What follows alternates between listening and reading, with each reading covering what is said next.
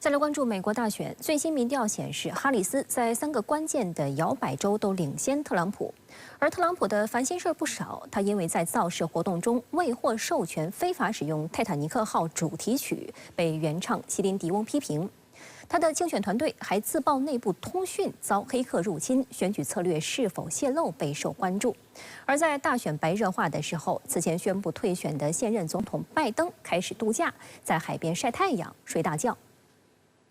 最新民调显示，在威斯康星州、宾夕法尼亚州和密歇根州这3个关键摇摆州，美国副总统、民主党总统候选人哈里斯获得了潜在选民50%的支持率，领先美国前总统、共和党总统候选人特朗普4个百分点。民调还显示，美国选民在经济和移民问题方面更喜欢特朗普，而哈里斯在堕胎权等议题方面更受信任。 有分析指出，民主党在多个摇摆州有所斩获，很大程度源自于哈里斯宣布接棒参选后人气猛涨。在宾夕法尼亚州，他的好感度在1个月内升高了10个百分点。选民认为他比特朗普更年轻、更聪明，人品更好，性格上也更适合执政。Donald Trump was just found guilty of fraud, 34 counts.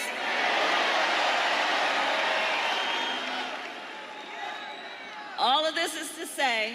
in this campaign, I will proudly put my record against his every day of the week. Every day of the week. 另外，哈里斯对新一轮巴以冲突的态度也让他意外获得更多加分项。观察指出，白宫的公关策略是由总统拜登本人扮演白脸，向以色列提供军事支持，这直接导致其支持率不断降低。而不负责外交事务的副总统哈里斯则扮演红脸，他多次强调关注当地的人道危机，并多次对以色列施压。因拜登而流失的民主党支持者转而回归哈里斯。 Far too many civilians who've been killed. 先是其乘坐的飞机在途中因出现机械故障而被迫改道，紧接着他的造势活动又涉嫌侵权，引发风波。 在这场竞选集会的热身环节，舞台附近的大屏幕播放了电影《泰坦尼克号》主题曲《我心永恒》和相关视频片段。该歌曲原唱席琳迪翁11号在社交媒体发文称，这种使用方式绝对没有得到授权，并且他本人也不认可此类使用或任何类似的使用方式。他还写道：“真的吗？竟然用这首歌？”有报道指，席琳迪翁曾拒绝在2017年特朗普的总统就职礼上表演。 更有网友发布视频，恶搞用特朗普神情演绎《我心永恒》这首经典歌曲。分析认为，患病多年后复出的席琳迪翁日前在巴黎奥运开幕式惊艳演出，让他的人气猛增。特朗普团队卷入侵权是得不偿失。值得注意的是，在竞选集会上，即使拜登已经退选，特朗普仍不忘调侃他。 We're going to get Joe Biden out of the White House. What's he doing now? Greg, what's he doing? 实际上，这2天全美国的媒体都在关注拜登的去向。当地时间8号，拜登和夫人前往特拉华州的里霍伯斯海滩，开启度假模式，引发美国舆论的批评。有视频拍到拜登悠闲地躺在沙滩椅上打盹，而夫人吉尔则在一旁翻看一本名为《梦魇之瞳》的小说。 期间应该是发现了媒体记者，工作人员随即搬来了一把太阳伞，遮挡住2人，引发现场骚动。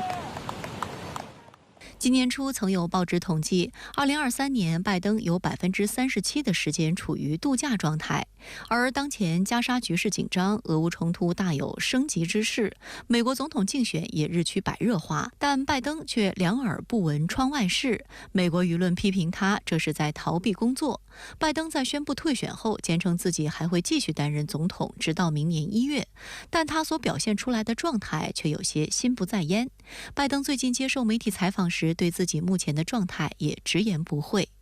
When I ran the first time, I thought of myself as being a transition president.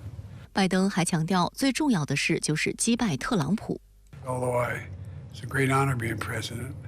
I think I have an obligation to the country to do the most important thing to do, and that is we must We must defeat Trump. 特朗普竞选团队声称遭黑客攻击，说副总统候选人万斯的选前调查等文件外泄，这是要紧吗？会影响选情吗？特朗普搭档万斯的选前调查被外泄是很重要的事，可以说呢，有关选举成败。我们呢，首先要了解一下对候选人的政审，或者呢叫做背景调查。每逢大选呢，首先是让总统候选人裸奔。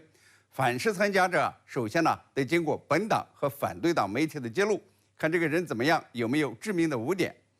特朗普2016年大选前呢，之所以花钱摆平婚外情，就是为了选举把丑闻压下去。各党提出的总统候选人，一般呢都是比较知名的政客，他们呢已经裸奔了。特朗普的根根蒂蒂，哈里斯的点点滴滴，早就为人们所知。那么接下来呢，就是对副总统候选人的背景调查。被人呢比喻为用望远镜进行结肠镜检查，历届都是一样的。每个背景调查呢都是保密的，但是要副总统候选人回答200多个问题，比如说你曾经花钱买过性服务吗？你花钱堕过胎吗？审查是各党组织的，审查者呢包括竞选官员、律师、医生、会计师等各类专家，花费呢大约1个多月的时间来挖掘他们能找到的每一个污点，仔细的研究几个主要竞争者的这个纳税申报单、病史、私人社交媒体账户，搜索其子女及关联者的社交媒体帖子，哪怕是一点点婚外情的蛛丝马迹，或者呢其他令人尴尬的秘密，都会被扒得体无完肤。还要检查这个应变能力，比如说呢，你最近读的书是什么，讲的是什么内容，其中一些负面因素要是曝光，那他就成了特朗普的累赘，而不是资产。拜登在退选后首次接受采访，称退选是为了击败特朗普，早就把自己看作是过渡总统了。这是他的真心话吗？这是彻头彻尾的谎言。拜登呢，是因为年龄太大、头脑不清醒而被民主党逼宫退选的，而不是什么为了击败特朗普他主动退选的。如果像他所说的4年前就把自己看作是过渡总统，那么今年呢他就不会参选，在民主党初选的时候呢就该退选了。因为呢他还想连任，迷恋权力，民主党初选呢几乎没有挑战者，他呢也自诩为是最有可能在11月击败特朗普的候选人。现在好了，他被逼宫退选，这老脸挂不住呀，只好呢又胡说八道起来了，显得体面，却是虚伪的体面。那么他为什么此时呢说退选是为了打败特朗普呢？一个主要的原因恐怕是选情的变化。哈里斯和沃尔兹领先出战以后，民主党的选情呢改变了，这3个关键摇摆州的民望呢居然领先于对手特朗普，领先4个百分点。这是美国大选的重大变化，一股乐观的情绪呢正在席卷民主党人。以前啊，拜登在几个摇摆州民意支持率都是低于特朗普的，特别是与特朗普的首场辩论惨败以后啊，民主党呢似乎进入了全面崩溃模式，许多人相信拜登注定要失败。现在呢，这行情变了，着急的倒成了特朗普。他前2天说要改变与哈里斯辩论的地点，现在呢又同意按照原计划进行，妥协了。特朗普妥协呢可是很少见的。不过呢，虽然美国大选在急剧的变化，并不意味着民主党哈里斯就是胜券在握。过去10天，哈里斯风头正劲，是因为呢，民主党换人参选带来的短暂热闹，更大的考验还在后面。综合各方面的因素考虑啊，特朗普胜选的可能性还是要大于哈里斯。今年呢，美国大选的前3大议题分别是经济、移民和对外政策。经济中的热点问题是物价、就业、关税，这3项呢，哈里斯不占优。移民问题上，特朗普更是有话要说。哈里斯呢，就是处理边境和移民问题的，美国人呢不太满意。至于外交，哈里斯有结束巴以冲突的设想，但是援乌抗俄没有多少变化，远不如特朗普来的那么干脆利落。他说呀，他上台以后24小时内就要结束俄乌冲突，要是他在位，巴以冲突呢就不会爆发。尽管他呢不乏吹牛的成分，但是选民可能会买账。所以啊，9月10日，特朗普和哈里斯的首场辩论，要是能够举行的话，将对大选行情产生比较大的影响。此后呢，大选会越来越激烈，也会有更清晰的趋势。现在呢，则是处在混战前的焦灼中。今年以来，中日日政商界高层互动频繁，7月以来更掀起一波小高潮，中日官员频繁互访。最新消息指，日本跨党派的日中友好议员联盟正在争取本月下旬访问中国。他们表示，希望就两国之间堆积如山的问题进行沟通。中日重现外交热，释放什么信号？来看分析。多名相关人士9号透露，由自民党前干事长二阶俊博担任会长的日本跨党派日中友好议员联盟正在争取本月下旬访问中国，旨在通过议员外交为解决日中之间堆积如山的各种问题而推动政府间对话。目前日方正协调行程，视乎国内外形势后再决定是否访华。日中友好议员联盟成立于1974年，其宗旨是促进中日友好合作。据悉，联盟方面7月通过中国驻日本大使馆传达访华意向，中方对他们表示欢迎。预计日中友好议员联盟会长二阶俊博及担任联盟事务局长的自民党选举对策委员长小渊优子都将同行。还有消息人士透露，他们访华期间将与中方讨论日本人短期来华逗留免签措施，以及日本水产进口等问题。外界注意到，中方已经多次就这2个问题答复日方，希望日方对等向中国公民开放短期逗留免签。7月底，中日外长在万象会面时，中方也再次就福岛核污染水排海问题重申，强调应确保利益攸关方有效参与、独立取样，建立长期国际监测机制。值得注意的是，去年接任日中友好议员联盟会长的二阶俊博，他被认为是日本的知华派，在中国拥有广泛人脉，曾多次访华，促进中日友好交流合作。2015年，他率领约3000名旅游业相关人士访华，被认为是中日关系史上的一大壮举。其实日中友好议员联盟的这个会员呢，包括来自不同政党的国会议员，其实也是在向中方传递一种讯息，也就是说，不论日本的主要政党这个党首变化如何，其实也不会改变他们这种为促进中日关系改善发展所发挥的这样的一个积极的作用，通过沟通交流来增信事宜。7月以来，中日之间迎来新一轮外交热。辽宁大学日本研究中心客座研究员陈阳告诉深圳卫视，中国的对日政策始终保持稳定性、连续性，但日本的对华政策则并不稳定，且经常出现消极的情况。比如在不久前的日美外交安全2+2会议、延伸威慑部长会、美日印澳4边机制外长会等会议期间，就出现了许多涉华消极言行和荒谬言论。这些言行做法其实与日本方面承诺推进中日两国战略互惠关系的表态自相矛盾。日本方面能否客观理性的看待中国，能否将这种就是中日之间已经达成的共识落在具体的这种政策当中，特别是将中日互为合作伙伴、互不构成威胁的这样的一个共识落在具体的政策，包括实际的运行当中，其实是最为重要的。乌军越境袭击俄罗斯本土后，白俄罗斯也声称其领空遭到侵犯。9号，白俄军方击落进入该国领空的乌克兰无人机。随后，白俄国家电视台播出了乌军无人机的残骸画面，其中含有北约国家制造的零部件。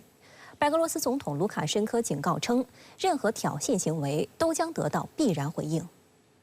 白俄罗斯总统卢卡申科表示，9号晚，白俄罗斯空军和防空部队在与俄罗斯接壤的东部边境莫吉廖夫州发现来自乌克兰方向的10几个空中目标进入其领空后，立即进入1级战备状态，并摧毁部分目标。其后证实，这些都是乌军发射的无人机。在其残骸中还发现了含有北约国家制造的零部件。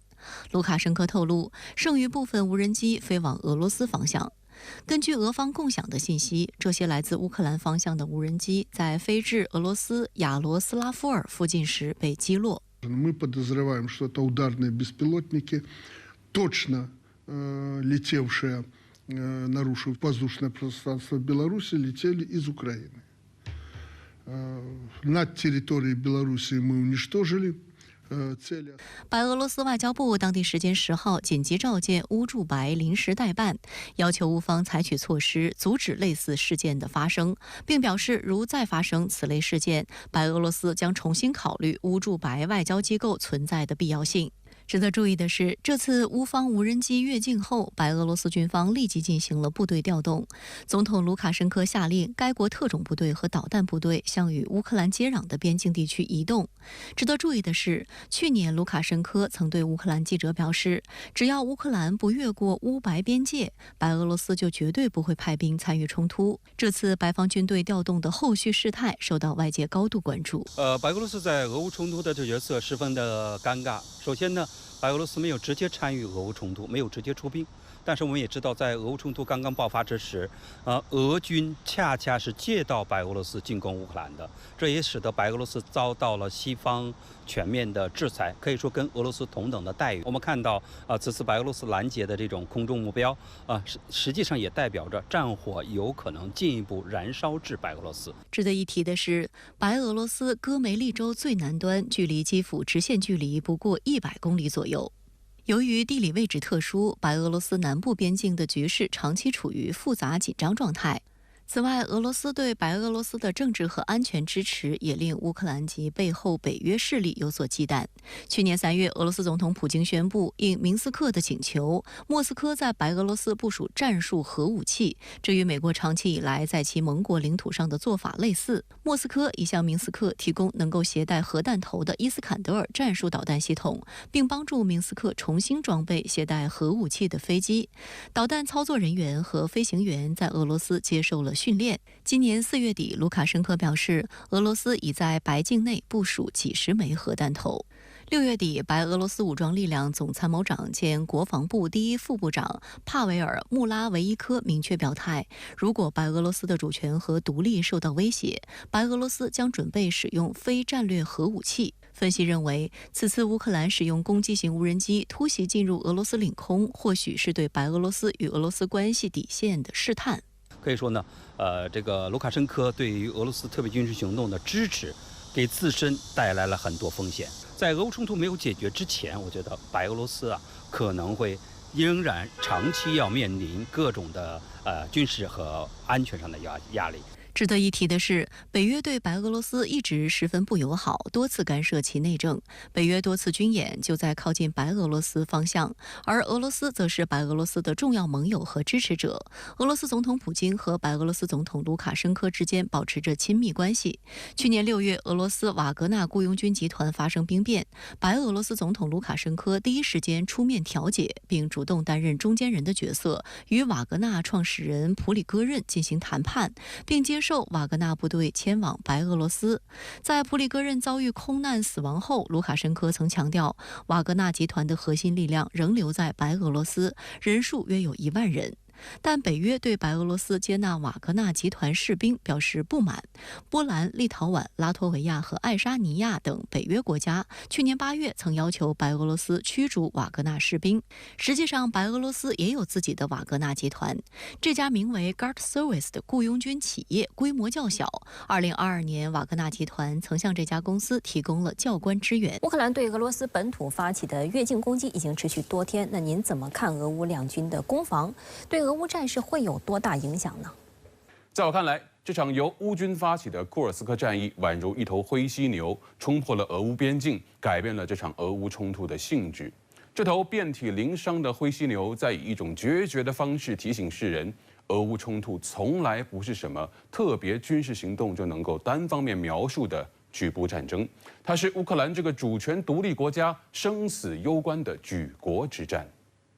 我之所以称它为灰犀牛，是因为全世界都目睹了乌军过去几个月在苏梅方向上的兵力调动。俄军统帅部不可能对这个异常扎眼的兵力集结视而不见、听而不闻，可就是某种一厢情愿的思维，让乌军成功实现了战役的突然性，让俄军在战役打响的头几天一度十分被动。驻守库尔斯克的俄罗斯西部军区近卫第144摩托化步兵师甚至没有来得及展开兵力，匆忙间撤走的平民百姓，也进一步凸显了俄军统帅部这一次的拖大。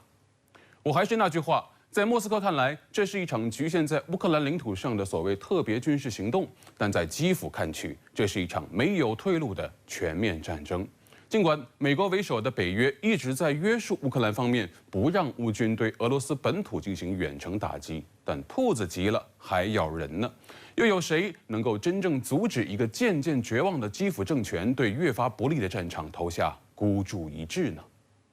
某种程度上，也正是因为美西方对这种基辅持续的约束，让俄罗斯方面放松了对漫长俄乌边境的警惕性。在我看来，这场库尔斯克战役更像是一场政治仗，它在一定程度上扭转了乌克兰方面在战场上长期的被动局面，提振了乌克兰的军民士气，也在很大程度上给予西方社会，尤其是舆论上带来了提振效果。一个打得如此坚决的乌军，也能迎来美西方更多的军事援助。但要论军事上的得失，我认为乌军的这场攻势作战军事冒险的痕迹太浓。尽管通过打出一个进攻矛头，乌军逐渐掌握了一定的战场主动权，但在客观上看，它也是将本就捉襟见肘的有生力量投入到一个全新的战役方向上去。这一定会削弱乌军在东乌正面战场上的防御弹性。如果进攻受挫，也一定会让乌军陷入更大的危机。这场灰犀牛战役也让我们看到了莫斯科方面的审慎。俄罗斯总统普京召开紧急国安会议之后莫斯科当局正式将俄军在库尔斯克方面的军事调动定义为所谓的反恐军事行动。这也在很大程度上解答了许多国际关系学者的疑问，那就是当俄罗斯本土受到军事进攻时，是否会引发一系列军事同盟互助协议的链式反应呢？最起码从目前的态势发展看去，答案很明显。莫斯科也在控制事态的烈度，并没有将它定义为一场将更多国家拉下水的全面战争导火索。但残酷的现实也在无情揭示，延烧已久的俄乌冲突正在走向失控。千万不要一厢情愿地认为它只是一场茶杯里的风暴，它的外溢效应正在迅猛发展。这杯子里的茶水，但凡洒出来，就能烫伤许多人。那么，您如何研判这场战役的走向？胜负的关键又有哪些因素决定呢？几年前，我在朱日和采访的时候，一位解放军陆军旅长曾经告诉我说，科技的发展改变了现代战争的形态，但万变不离其宗，地面进攻的核心依然是围绕通道作战展开的。所谓通道作战，就是指地面兵力在体系支撑下，基于交通线进行快速推进。公路网就是主要的行军路线，由公路连接的每一座城镇就是每一个战役节点。放眼俄乌冲突，通道作战的案例比比皆是，眼前的库尔斯克战役依然如此。从进攻矛头看战役谋划，从兵力投入看首长决心。结合这几天的开源信息来看，乌军统帅部在库尔斯克方向上投入了8个旅，又4个营，大约15000人的兵力。又接连从沃尔昌斯克、塞弗尔斯克、弗拉达尔方向抽调了4个旅的机动兵力作为战役预备队。从这个意义上看，乌军统帅部的战役决心是非常大的。从具体的战役执行上看，乌军这场攻势作战的核心在于沿着200号高速公路迅速向俄罗斯南部主要城市库尔斯克发展，进而占据核电站、火车站、机场等战略设施。在沿着交通线猛冲的过程中，寻机向克雷涅沃横向发展，以拓展战场宽度，提升战役的纵深。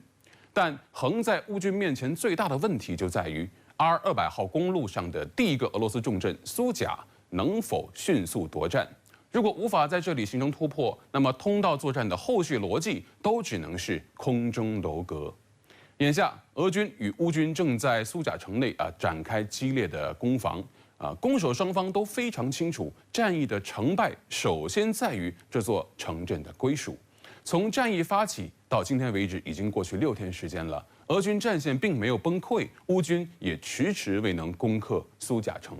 让接续兵力沿着公路持续的展开。战役打响的头3天至关重要，因为从现代化军队的弹药补给情况上看，攻势强度最大的就是头3天。往后就会面临弹药、油料不足、口粮勉强支撑的窘境。眼下最大的悬念就在于乌军统帅部是否投入更多的兵力，在这个战役方向上进行添油作战。交战双方都在进行一场极限的博弈，谁先将手里的牌打完，谁就将陷入无穷无尽的被动。